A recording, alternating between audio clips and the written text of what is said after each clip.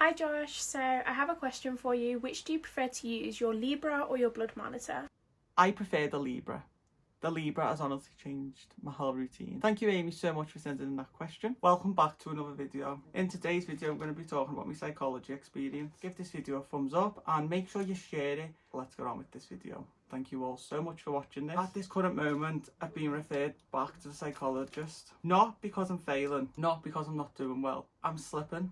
And that's okay. You can't be perfect, but you can just carry on and keep pushing and strive to hopefully one day be at the best place possible. But I'm not in a perfect place. I don't think I'll ever be, but I've got to just accept that. I started the psychology in November 2019. Same year I got diagnosed in the April. I done carb counting course in October, over the October or November period, and that was when I got to speak to the nurses weekly. That's when I brought it upon to say like, oh, I'm getting to a point where I'm not accepting this diabetes and I don't think I can go any longer. If I carry on, I'm just going to end up stopping this insulin, because that's what my mind frame was like. I was like, I'm done with it. I don't want diabetes. Like, why is it still here? Like, when you get a sickness, it goes after like a few months.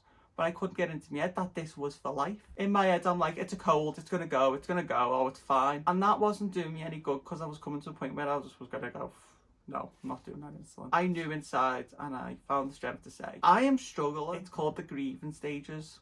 When you get diagnosed with an illness, you go through the stages. So I'll accept diabetes, then I'll not want it, then I'll just go through a phase of like, in the middle of acceptance and not. Then I'll go through a phase of, no, I haven't got it. And then I'll go through another phase where I'm like, yeah, I've got it. Oh, well.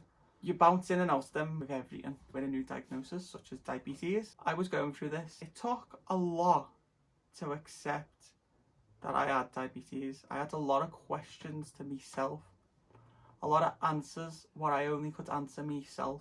I went every Thursday until the end of Feb. Each week, I completed a new goal.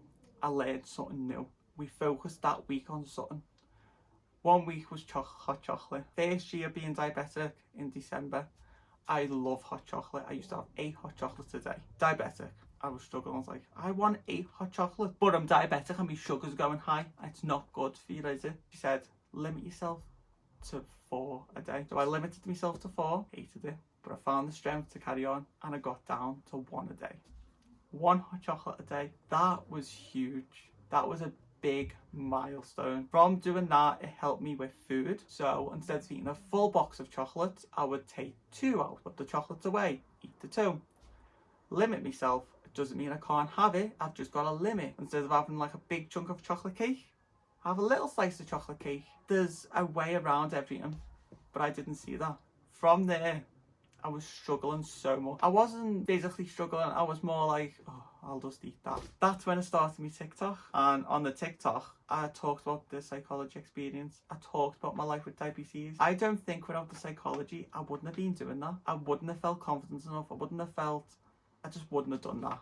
I wouldn't have done it. And I started getting a good feedback on me diabetic videos, and it's just gone from there. Now I use social media as my support. Me doing these videos is helping me so much, and I hope I'm helping you as much as you are helping me. I just want to talk about, well, I'm not going to talk about everything that we talked about in the session. Well, I'm going to try and talk about everything that we talked about in the session. There's so much we done, so I'm only going to talk about the main things that we talked about. We touched on upon, I go all in or I do nothing.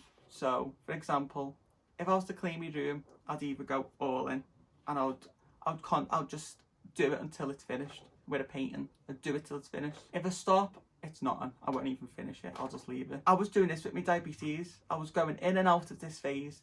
I would look after my blood sugars, all in, get bored of that, do nothing. I just wouldn't think about the diabetes. The middle ground.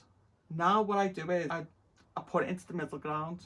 So, for example, on here it says, I should be doing this. Feeling disappointed, sick feeling, nothing, no, lie on the bed and do nothing. What am I doing in life? Too much effort to do anything. Middle ground, should I or shouldn't I? Limit it, satisfied. Praise from others, can't wait to tell mum. I know that.